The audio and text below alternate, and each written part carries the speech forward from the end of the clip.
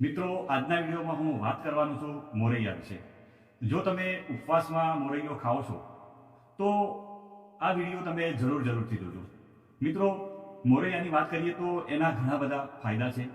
મોરૈયામાં એવા સારા પોષક તત્વો છે, એની હું તમને વાત કરવાનો છું. અને મોરૈયો ખાવાથી આપણા સ્વાસ્થ્ય ઉપર કયા ફાયદા થાય છે એની હું ડિટેલમાં વાત કરીશ. તો મિત્રો, 1 પણ મિનિટની વાત કર્યા વગર આ રસપ્રદ વિડીયોની શરૂઆત કરીએ અને મોરૈયા વિશે આપણે વધુને વધુ આપણે જાણીએ. મિત્રો, મોટા ભાગના લોકો વિશે વાત કરું તો ઉપવાસમાં બધા જ લોકો મોરૈયાનો ઉપયોગ કરતા હોય છે. અને મોરૈયોની અંદર પોષક તત્વો ભરપૂર પ્રમાણમાં હોય છે.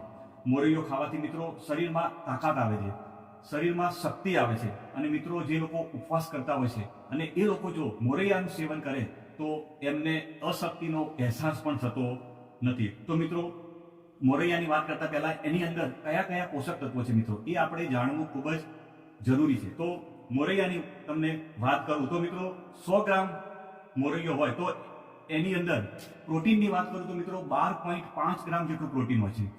અને પ્રોટીન તમને ખબર છે કે તમારું જેટલું પણ વેઇટ હોય ને એટલા ગ્રામ તમારે રોજનું પ્રોટીન લેવું જોઈએ. અને મોરૈયામાં વાત કરીએ તો પ્રોટીન 12.5 ગ્રામ છે. એની અંદર જો ફેટની વાત કરું તો 3.5 ગ્રામ ફેટ હોય છે. એની અંદર ફાઈબર, મિત્રો, મોરૈયામાં ફાઈબર પુષ્કળ પ્રમાણમાં હોય છે. અને ફાઈબરની વાત કરું તો ફાઈબર શું કરે છે, આપણા પાચન શક્તિને મજબૂત બનાવે છે, એકદમ સ્ટ્રોંગ બનાવે છે. તો ફાઈબર એની અંદર 5.2 ગ્રામ જેટલું ફાઈબર હોય છે. મિત્રો, કાર્બોહાઈડ્રેટ એટલે કે શક્તિ, એનર્જીની વાત કરું તો મિત્રો 100 ગ્રામ મોરૈયો હોય તો એની અંદર 63.8 ગ્રામ કાર્બોહાઈડ્રેટ હોય છે.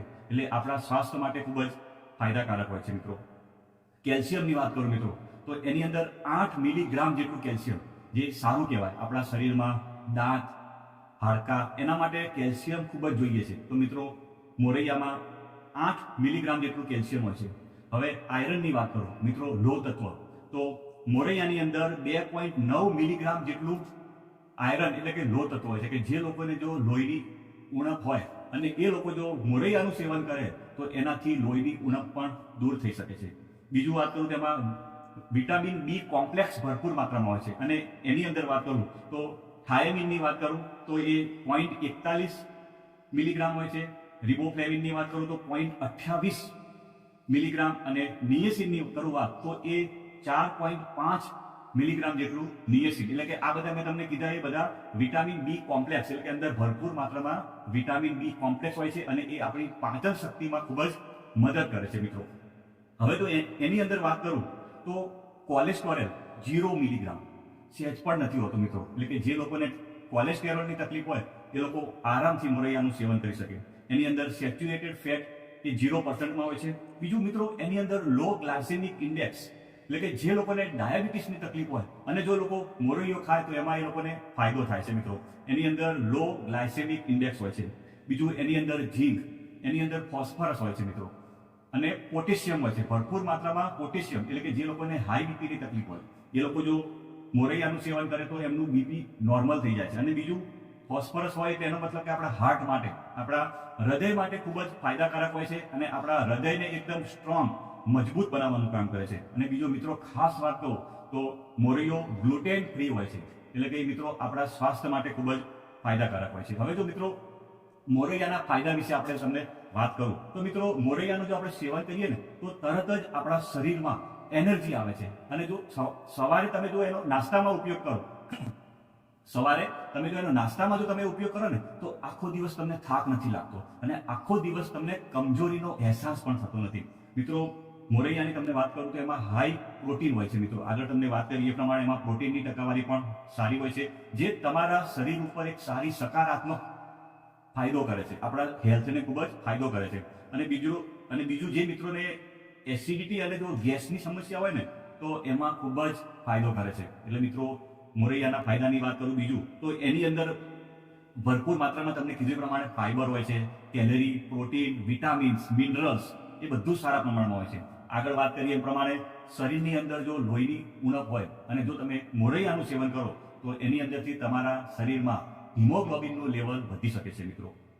મિત્રો, મોરૈયાનું સેવન પેટ માટે ખૂબ જ ફાયદાકારક છે. જુઓ મિત્રો, એમાં ભરપૂર માત્રામાં ફાઈબર હોય છે, જે પાચન તંત્રને મજબૂત કરે છે અને સાથે કબજિયાત જેવી સમસ્યામાંથી છુટકારો અપાવે છે.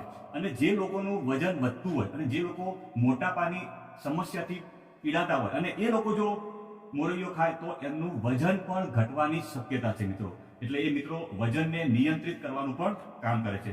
મિત્રો મોરૈયા આપણા દાંત અને હાડકા માટે ખૂબ જ ફાયદાકારક છે, કારણ કે મોરૈયામાં ભરપૂર માત્રામાં કેલ્શિયમ હોય છે, જે આપણા હાડકાને મજબૂત બનાવે છે.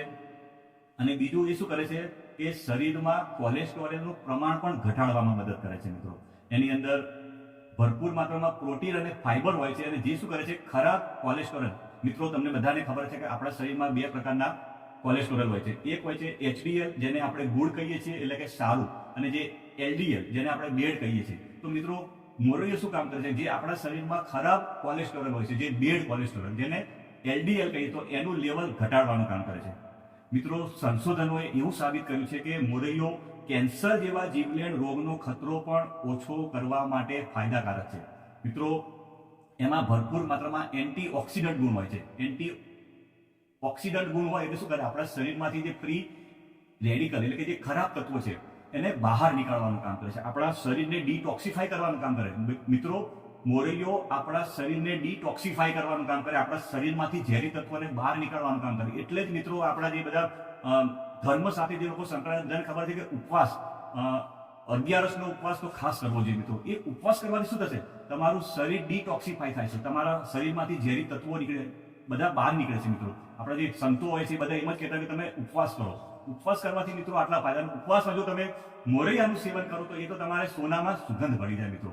આપણા શરીરને શુદ્ધ કરે છે. આપણું શરીર જેટલું ખાલી રહેશે એટલું આપણા શરીરમાં ટી સેલ ઉત્પન્ન થાય છે, અને ટી સેલ શું કરે છે, કેન્સરના કોષોને ખાઈ જાય છે, એને ખાવા જ હોય છે.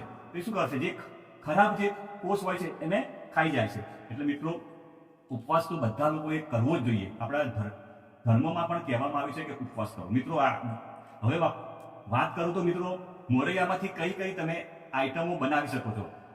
તો મિત્રો તમે એમાં તો ઢોકળા પણ તમે બનાવી શકો છો. તો એના માટેની રીત હું તમને આમાં આપું છું. તો દહીંમાં મોરૈયાને 1 કલાક પલાળો. હવે તેને ગ્રાઇન્ડ કરી લીસું ખીરું તૈયાર કરો અને તેને 6 થી 8 કલાક આથો આવવા માટે મૂકી રાખો. હવે તેમાં મીઠું, આદુ, મરચાંની પેસ્ટ અને દૂધી નાખી ઢોકળા તમે બનાવી શકો છો મિત્રો. બીજું તમે એનો શીરો પણ તમે બનાવી શકો છો. મોરૈયાને કરો, ગ્રાઇન્ડ કરી લો. એક જાડા પેનમાં ઘી લઈ મોરૈયાના લોટને ધીમા તાપે સારો શેકી લો. તેમાં કેળાનો ઘાટો રસ, કેસર, પલાળેલું દૂધ, ખાંડ ઉમેરી મિક્સ કરી ઘી છૂટું થવા દો. હવે તેમાં સૂકા મેવા, એલચી અને પાવડર નાખીને મિક્સ કરો. મિત્રો તમે એના ઢોસા પણ બનાવી શકો છો મિત્રો, મોરૈયાના ઢોસા.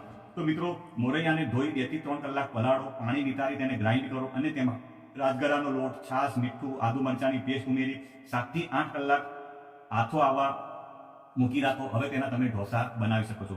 મિત્રો તમે એની ખીર પણ બનાવી શકો છો. મોરૈયાને ધોઈ 30 મિનિટ પલાળો. હવે એક જાડા પેનમાં દૂધ લઈ મોરૈયો નાખી ધીમા તાપે અને ઉકળવા દો.